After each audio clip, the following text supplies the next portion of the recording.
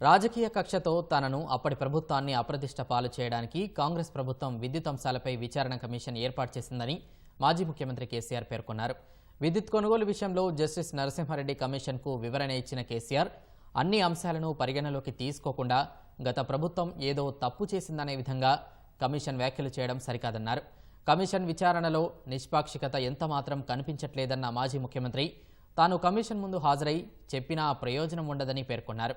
తాను చెప్పిన విషయాల్ని పరిగణలోకి తీసుకుని బాధ్యతల నుంచి స్వచ్ఛందంగా తప్పుకోవాలని జస్టిస్ నరసింహారెడ్డికి విజ్ఞప్తి చేశారు.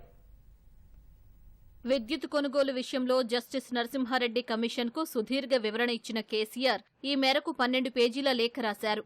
అన్ని రకాల చట్టాలు, నిబంధనలు పాటిస్తూ కేంద్రం నుంచి అనుమతులు తీసుకుని ముందుకెళ్లామని పేర్కొన్నారు. గత ప్రభుత్వం గొప్ప విద్యుత్ విజయాలను సాధించినా దురుద్దేశాలను ఆపాదిస్తూ రేవంత్ రెడ్డి ప్రభుత్వం శాసనసభలో శ్వేతపత్రాలను విడుదల చేసిందన్నారు. ఈఆర్సీ సంస్థలు వెలువరించిన తీర్పులపై విచారణ కమిషన్లు వేయకూడదన్న కనీస విజ్ఞత కూడా రేవంత్ రెడ్డి ప్రభుత్వం కోల్పోయిందన్న కేసీఆర్ కమిషన్ ఏర్పాటు చట్టవిరుద్ధమని ప్రభుత్వానికి సూచించకుండా బాధ్యతలు స్వీకరించడం విచారకరమన్నారు. చట్టవిరుద్ధంగా విచారణ ప్రారంభించి విషయాలను సమగ్రంగా పరిశీలించకుండా పలు అసంబద్ధ వ్యాఖ్యలు చేయడాన్ని ఆక్షేపిస్తూ అభ్యంతరాలు తెలుపుతున్నట్లు లేఖలో పేర్కొన్నారు. అసాధారణ పరిస్థితుల్లో కొన్ని అసాధారణ నిర్ణయాలు తీసుకోవాల్సి వస్తుందన్న ఆయన 2017 వరకు సబ్ క్రిటికల్ విద్యుత్ కేంద్రాలపై ఎలాంటి ఆంక్షలు లేవన్న వాస్తవాన్ని విస్మరించారన్నారు. అప్పటి రాష్ట్ర ప్రభుత్వం ఏదో తప్పు చేసిందనే విధంగా వ్యాఖ్యలు చేసి దురుద్దేశాలను ఆపాదించారన్న మాజీ సీఎం కమిషన్ విచారణ అర్హతను కోల్పోయిందని, బాధ్యతల నుంచి విరమించుకోవాలని సూచించారు. భద్రాద్రి మీద ఎన్జీటీ స్టే, కరోనా అంతరాయాన్ని పరిగణలోకి తీసుకోకపోవడం దురదృష్టకరమన్న కేసీఆర్ సబ్ క్రిటికల్ ప్లాంట్ నిర్మాణంతో రాష్ట్రానికి ఏదో భారీ నష్టం వాటిల్లిందన్నట్లుగా అసంబద్ధ వ్యాఖ్యలు చేశారన్నారు.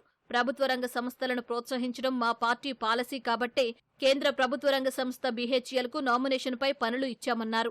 బీహెచ్ఈఎల్ పనికిమాలిన ప్రైవేట్ సంస్థ అన్నట్లు ప్రభుత్వ రంగ సంస్థలన్నీ బలోపేతం చేయడమే తప్పన్నట్లు మాట్లాడారని లేఖలో ప్రస్తావించారు. అత్యంత తీవ్ర కరెంటు సంక్షోభంలో చిక్కుకున్న తెలంగాణను బయటపడేయాలంటే ఛత్తీస్గఢ్ విద్యుత్ సంస్థలతో పీపీఏ చేసుకోవడం, దాని ద్వారా పీజీసీఐఎల్ వద్ద కారిడార్ బుక్ చేసుకోవడం తప్ప మరో మార్గం లేకపోయిందన్నారు. ఈ అంశాలను పరిగణలోకి తీసుకోకుండా మార్వా నుంచి విద్యుత్ కొనుగోలు వ్యవహారాన్ని తప్పుపట్టేలా ప్లాంటే లేదన్నట్లు వ్యాఖ్యలు చేశారన్న కేసీఆర్ ఛత్తీస్గఢ్ నుంచి ఆశించిన మేర కరెంటు సరఫరా కాకపోవడంతో 1000 మెగావాట్ల కారిడార్ను రద్దు చేశామన్నారు. దాంతో తెలంగాణ రాష్ట్ర విద్యుత్ సంస్థలకు ఎలాంటి ఆర్థిక నష్టం వాటిల్లలేదన్నారు.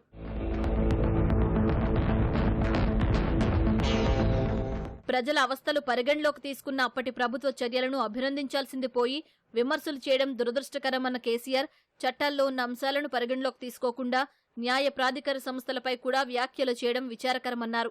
ఇతర రాష్ట్రాలతో పోలిస్తే తక్కువగా ఛత్తీస్గఢ్తో 3.90 రూపాయలకే యూనిట్ కరెంటు కొంటే అది ఎక్కువ ధర ఎలా అవుతుందని ప్రశ్నించారు. తెలంగాణ హెవీ కాస్ట్ పే చేయాల్సి వచ్చిందని మీరు ఎలా వ్యాఖ్యానిస్తారన్న ఆయన విద్యుత్ కేంద్రాలను ఎక్కడ స్థాపించాలన్నది రాష్ట్ర ప్రభుత్వ విచక్షణకు సంబంధించిన విషయమన్నారు.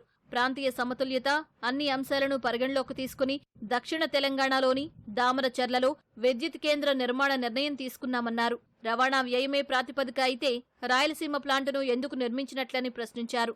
అనుమతులు, కరోనా, ఎన్జీటీ స్టే లాంటి వాటిని పట్టించుకోకుండా యాదాద్రి ప్లాంటు సకాలంలో పూర్తి కాలేదని చెప్పడం అసమంజసమన్నారు. వాస్తవాలకు విరుద్ధంగా పనులు కాలేదన్న దురుద్దేశాన్ని ఆపాదించేలా నిందలు వేశారన్న మాజీ సీఎం కమిషన్ విధి విధానాల్లో లేని అంశాలపై కూడా మాట్లాడడం, పరిధి దాటి వ్యవహరించడం గత ప్రభుత్వాన్ని బదనాం చేయాలనే ధోరణికి నిదర్శనమన్నారు.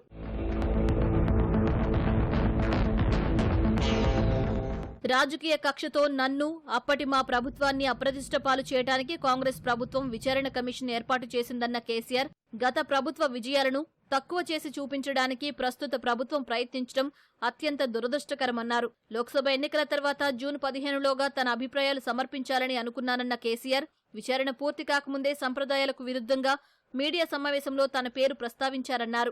లోక్సభ ఎన్నికల నేపథ్యంలో వ్యవధి అడిగితే దయతలచి ఇచ్చినట్లు మాట్లాడడం బాధ కలిగించిందన్నారు. విచారణ పూర్తి కాకముందే తీర్పు ప్రకటించినట్లు కమిషన్ వ్యాఖ్యలున్నాయన్న కేసీఆర్ విచారణలో నిష్పాక్షికత ఎంతమాత్రం కనిపించడం లేదని ఆక్షేపించారు. కమిషన్ ముందు హాజరై ఏం చెప్పినా ప్రయోజనం ఉండదని స్పష్టమవుతోందన్న కేసీఆర్ విచారణ కమిషన్ బాధ్యతల నుంచి జస్టిస్ నరసింహారెడ్డి స్వచ్ఛందంగా వైదొలగాలని విజ్ఞప్తి చేస్తున్నానని లేఖలో పేర్కొన్నారు.